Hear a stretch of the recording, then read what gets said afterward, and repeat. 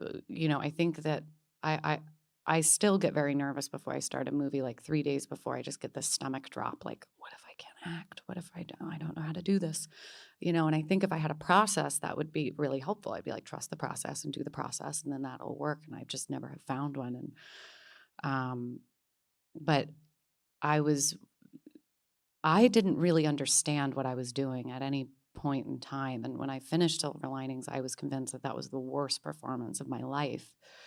And I think now, in retrospect, it was because if I had tried to intellectualize it and kind of meet David with that, it, it just wouldn't have gone anywhere. Instead, I was just kind of this open kind of ball of clay, um, that I didn't really need to understand why my character was doing this in this scene. He would say things like, do it in slow motion. And then all of it, the diner scene ended up being extremely seductive, when I'm describing how I got fired from my job. And it was not written that way. He said, do it in slow motion. And so I just did it in slow motion. And then when you watch it, you see that she's seducing him. I didn't know. But maybe he did. Somewhere.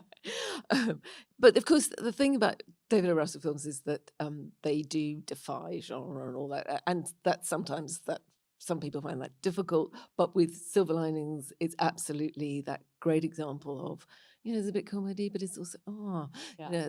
and do you like that the way that when things do escape, as it were, from baskets? I love that. And my personal favorite genre is any kind of dark comedy. I was a huge fan of David O. Russell before Silver Linings, and I Heart Huckabees is one of my favorite. I think that's like easily one of the top 5 funniest movies.